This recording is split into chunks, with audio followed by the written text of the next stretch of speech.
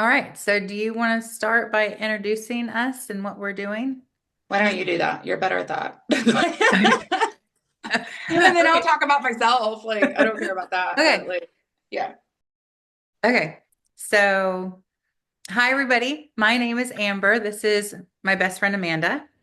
And we wanted to start this channel because unfortunately, both of us have had breast cancer. I had breast cancer 3 years ago, and Amanda is just starting her journey with breast cancer. So we wanted to make this channel to be informative and helpful. Hopefully, give some people some support, some good information, some lightheartedness, because even though this is a serious matter and it's hard to go through, humor really helped me get through it. So, we're going to show you some stuff from when I went through cancer. Amanda's going to show you what she's going through in real time, and hopefully, we can answer some questions and just be another outlet for support and advice for people going through the same thing. Is that good? That was good. That was Okay. good. Hey, everybody. My name is Amanda. So, for work, I am a director of emergency services at a trauma center in the Denver area. I'm an RN by trade. I've been where I'm at for almost 9 years now. So, it's been a long time. It's a wonderful place to work. But I am married to John, and we have 5 kids from 18 to 7. Logan just turned 18 last week, so she is an adult now, which is wild to me. And then Darcy is 15, Mac is 14, Jada is 12, and Knox is 7. We are very, very busy. Busy family. We are always at sports events, going skiing, band, you name it. We are on the go. I found out that I'm a wonderful taxi for my teenagers, and we're just always busy. So, Amber, tell us about you. So I am a full-time real estate agent and photographer, professional photographer. I've done weddings. I've been a wedding photographer for about 15 years, real estate for about 3 years. That's one of the things that changed once I got cancer. Um, my husband has wanted me to be a real estate agent for our whole marriage. We've been married for 18 years. His name is Jeremy. We have 2 kids, Natalie and Oliver. Natalie is 17 and Oliver is about to be 9.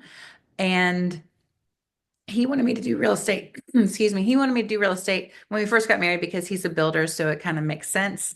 And I'm more artsy and like, oh, I want to take pictures, so that's what I did. But um, when I got diagnosed, it was very difficult because I was doing sometimes 2 and 3 weddings a weekend, and having to cancel on my brides because I was going to go through chemo was was really something that I had a hard time with, but I couldn't go because I didn't want to jeopardize me not being able to be there at the last minute. So when that happened, I realized that having a job that I can do remotely is really a wonderful opportunity. It was something that, again, because my husband's a builder, we've done for 18 years. I've been around for 18 years, and so I got my real estate license, and I've really, really enjoyed that as well. So that's a little bit about my life.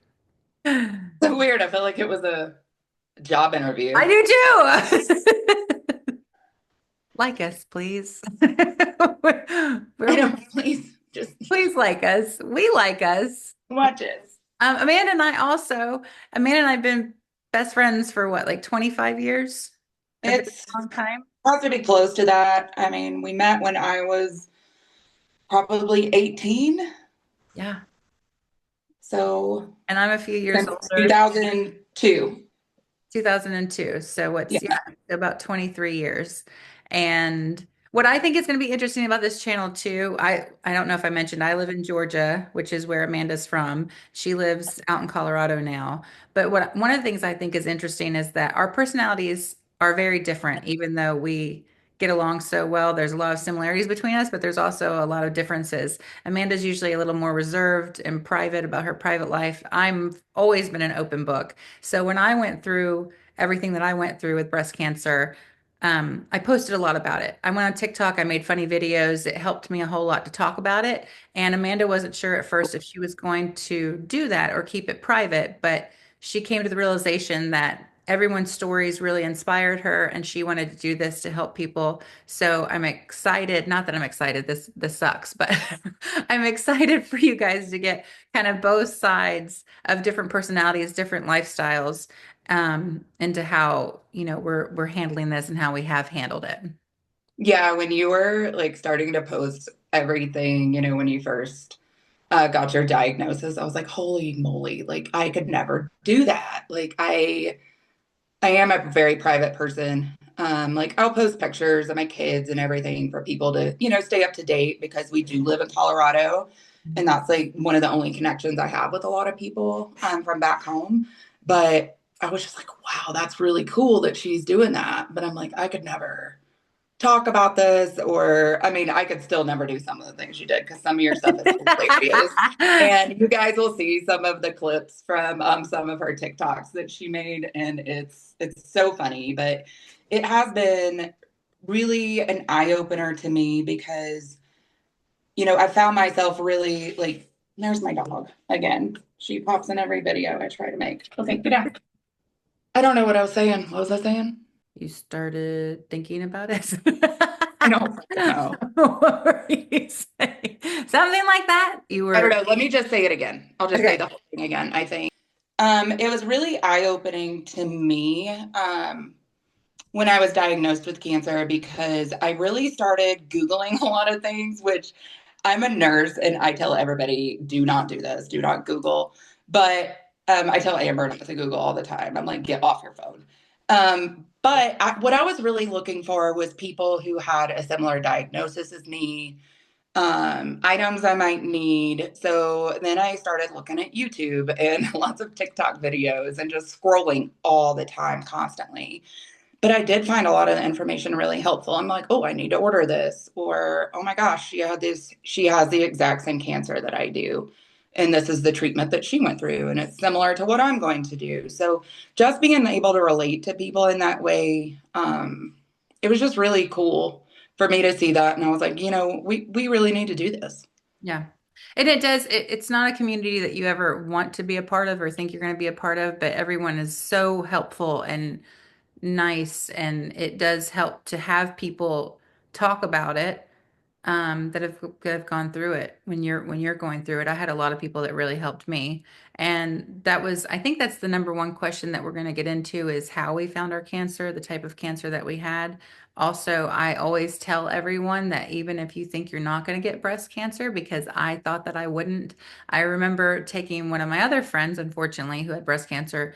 About 2 or 3 years before I was diagnosed, I took her to one of her treatments. And when we walked into the oncology office, I remember thinking, I'm so glad I'll never have to deal with this because my family has zero family history. And yet somehow I have a BRCA gene. So even if you think it's not going to be you, which I think people think anyway. It's just always that mindset Well, that, we think we're like resilient, yeah, people and think, oh, it's not going to be me, especially at 40 years old. I was diagnosed at 40. Amanda just turned 40 as well, and this is when she was diagnosed. So, don't think that it might not happen to you because it's like 1 in 8 women now, yeah, it's which is crazy. crazy, which I think is something that we can talk about a little bit later, Yeah. like how those things have, how diagnoses have increased so much and it's so many younger women now. But I always kind of had this weird gut feeling that I would get cancer someday, because my mom had breast cancer. We have it, throughout our family as well. But when she had cancer, she did not get tested for the BRCA gene or any of the genetic components. So I was just kind of floating around out there, like, oh, I don't know. I guess I could have gone and had the genetic testing done early, but I was like, whatever, I'll just wait and see what happens. But you always kind of think it'll happen to you when you're older, too, not when you're in your prime at 40 years old, in the middle of your career, in the middle of raising your family. So it makes it so much different. Yeah, it was. But I just didn't think it was going to happen to me. And then I was very surprised. But, not a great surprise. Not the kind of surprise you want. It's basically what I'll say. But for us, I mean, I told my oncologist, and thankfully they did test me. And I don't know if that's standard now, but that even though I didn't have a family history, they still did genetic testing and found out I had a BRCA gene. And now because I have two children, even though one is a boy, they still advise that they get tested when they're 18 to find out if they're a carrier or not. But I really don't truly understand my BRCA diagnosis. Is that BRCA diagnosis? That sounds so not right, Your but BRCA gene? it sounds weird. But I don't know. we can Yeah. talk about that later too. I actually want to talk to some genetic counselors to see why that happened to me, but that's also another thing. But I think we should talk about maybe the first thing is how you found your cancer. So I actually was like standing at my kitchen sink and washing my fruit. I do that every day. I like prep all my fruit and my veggies for the week. But I was standing there and something just like popped in my head and was like, you haven't done a self check lately. You really need to check yourself. So I was like, oh, okay, like noted. I need to do that. And so later that night, my husband was actually on a hunting trip to Texas. So I was at home by myself and I took a shower and I like touched my breast to check it and I like felt it instantly. I was like, holy crap. I was like, and I just knew I was like, I have cancer. Um, I've had lumps and bumps before, and I've always been on pretty high alert for it because of my mom. So I check myself very regularly, but this felt very different. Um, so I was like, oh no. And I think I actually immediately texted you. I was like, oh my gosh, Yeah. this isn't good. I don't know what to do. I do know what to do. But when it's you going through it, like it feels so different. But then, I was like, calm down. Like it's fine. So I did call my doctor, my OBGYN on Monday morning to get in because I knew I couldn't just go, start getting tests and everything. And I needed to go see them anyway. So I went and did that. They ordered my mammogram, um, had my mammogram, ultrasound, biopsy. As soon as I saw the ultrasound, like I really knew because like it just looks different. I've seen a lot of radiology images throughout my career. And I just saw it and I was like, oh, yeah, like I was right. And so that's how I found it. How did you find yours? It was the day after my 40th birthday, and I was in the shower, and mine was a little different. I was very busty. I was a 36 double D, so with really dense breast tissue, and I often got cysts and things of that nature.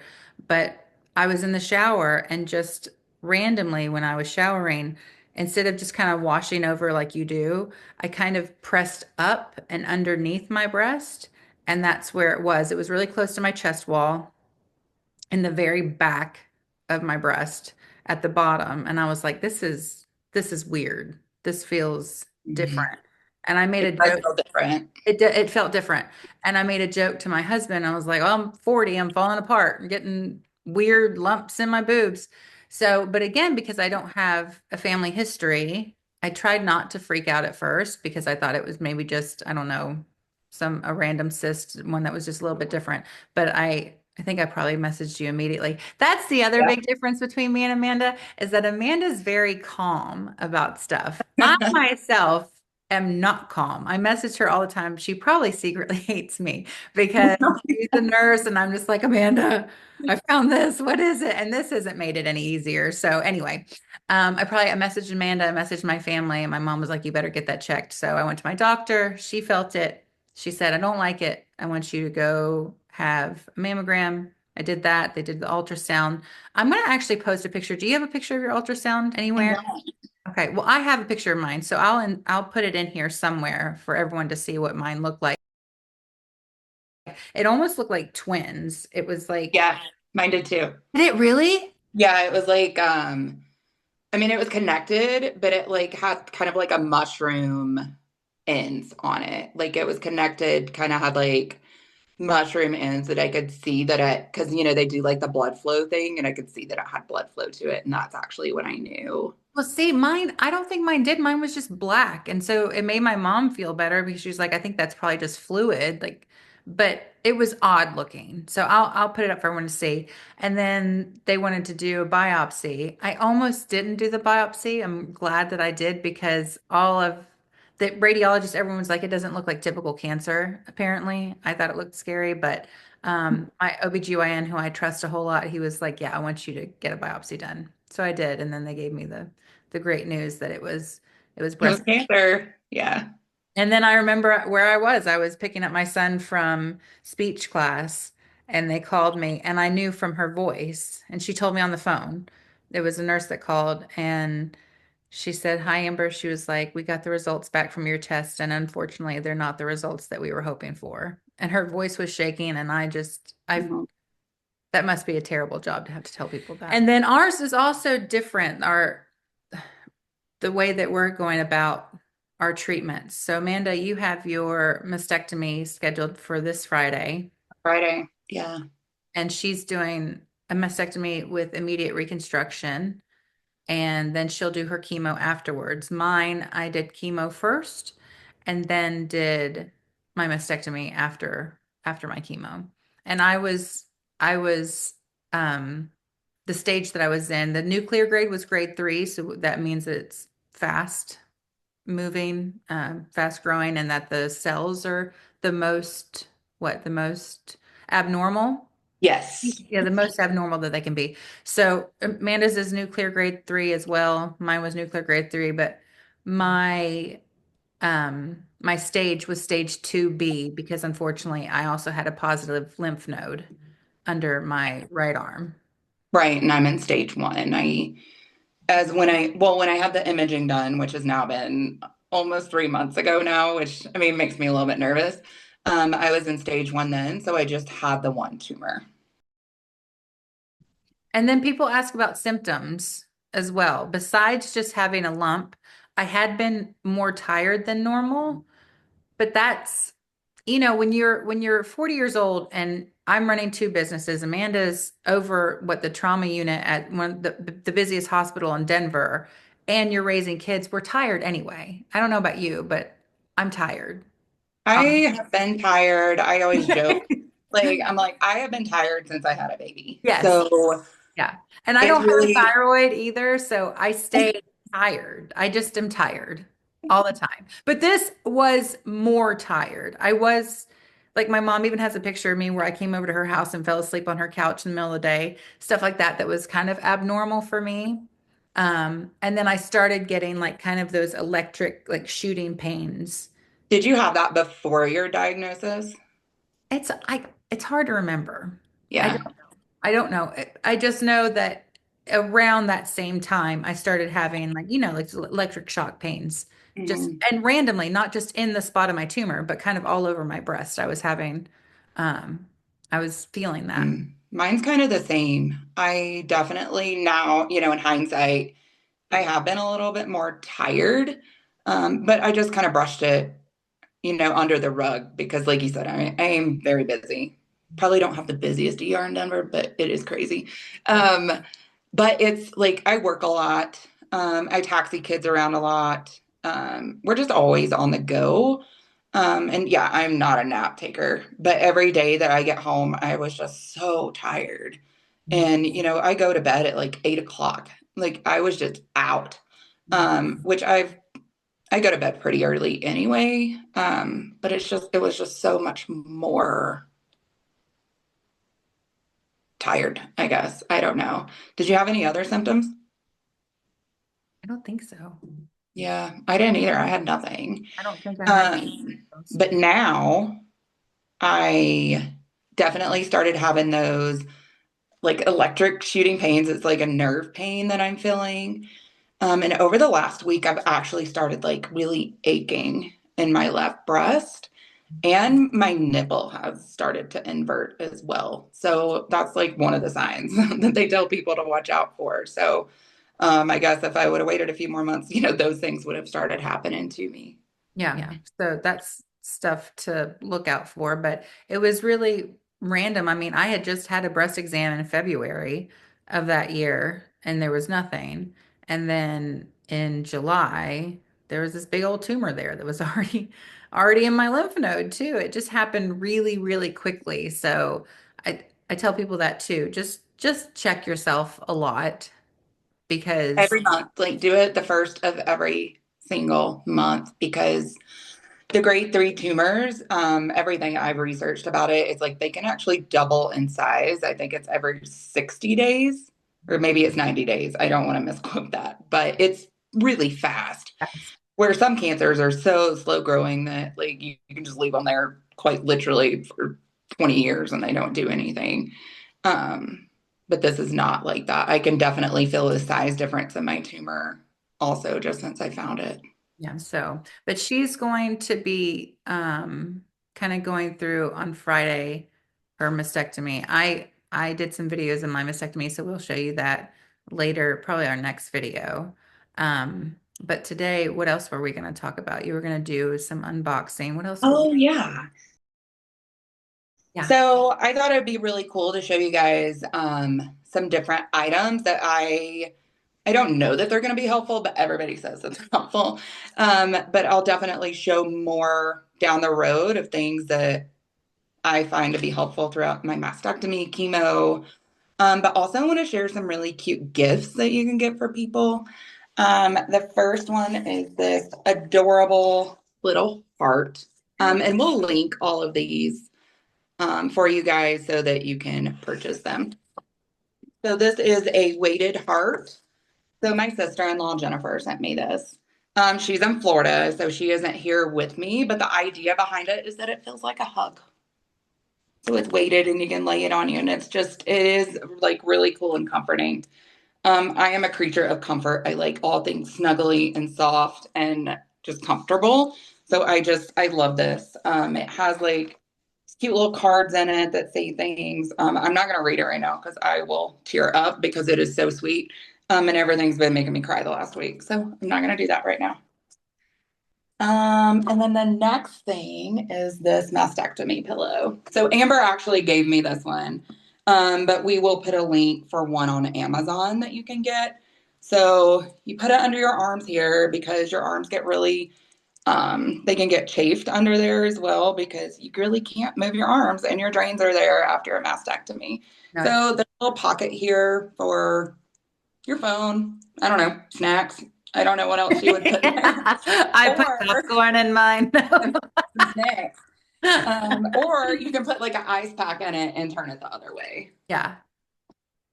So yeah, so I am planning on having this in the car with me after my surgery to kind of like alleviate any like bumps in the road. My husband will be driving me home. I know he thinks he drives very softly, but that is not the case. Yeah. So I know he'll be extra careful, but I mean, you're still going to hit bumps and stuff. Yeah. So it kind of helps with that.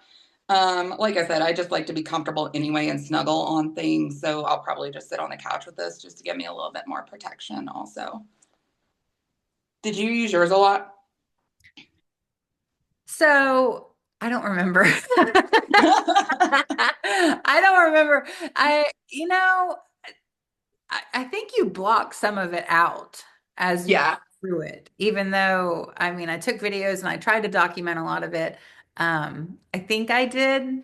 I was just so overwhelmed with those freaking drains because I hated them so much that yeah. where I think that was one of the biggest traumas that I went through. And I don't remember because I hated that whole thing, but you're going to be So great. I'll be trying mine out here in the next week to see what I like and what I don't like. So then I'll share with you guys.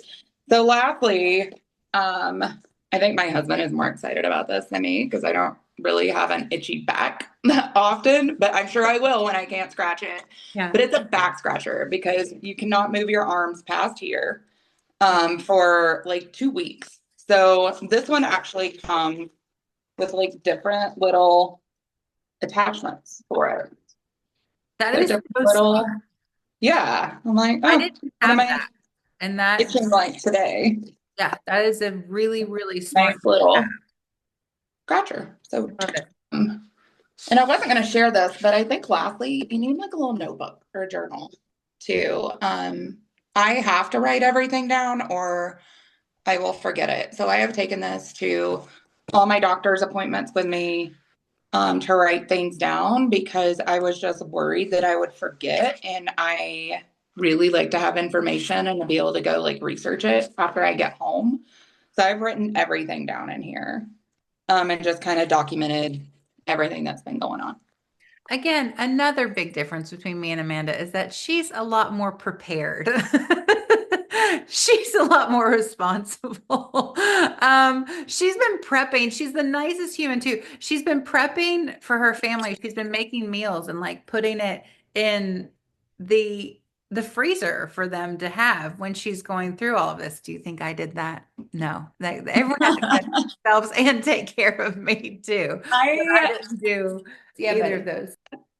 Okay, cool. I'll be there in just a minute, sweetie. It's my little boy. Oh, Tell me he I found love her. a new fun game, Oliver. Yeah. Yeah, I really am pretty passionate about nutrition and feeding my family healthy. So I was like, I don't know why I was just beside myself about this, but I was like, they have to keep eating healthy or they're just going to eat junk and get used to eating junk again. And then they're going to be mad when I start cooking all this healthy stuff again. So I started like prepping for it. My husband's great. Like he is a great cook too. So I'm not really worried about that, but I just wanted to take a little bit off his plate because with 5 kids, he is just, you know, he's going to constantly be going when I can't drive. So I'm like, maybe this will help just a little bit. Yeah. I also had some doctors give me like some DoorDash gift cards and stuff too, which I think that's a really great gift to give somebody. If you live in an area where you have like Uber Eats or DoorDash, Yeah. or anything like that, like pre-prepped meals type of thing. Like, I think that's such a great gift to give somebody. Yeah. That was the other thing is that people are very nice when you get cancer. Um, Yeah. I got a ton of gifts when I got sick, and we had a meal train here. I live in a small town, so that was so nice. People brought dinners for us and just really, really helpful. And I think I told Amanda it made me realize that I'm not as nice and thoughtful as I thought that I am. But people really put me to shame, my thoughtfulness when I got sick because I would get gifts and cards and just phone calls and messages all the time. It was really, people were really, really wonderful. Yeah. It's like as soon as I found out and told anybody, I didn't tell many people at first. But I have a friend who is also my hairstylist, Lisa. She's absolutely a gem. She's wonderful. She had asked me for my address, but I didn't really think much about it. Because I actually live like 50 minutes out of Denver. So I live up in the mountains. I got in my car one afternoon to go. I don't remember where I was going. That's been forever ago.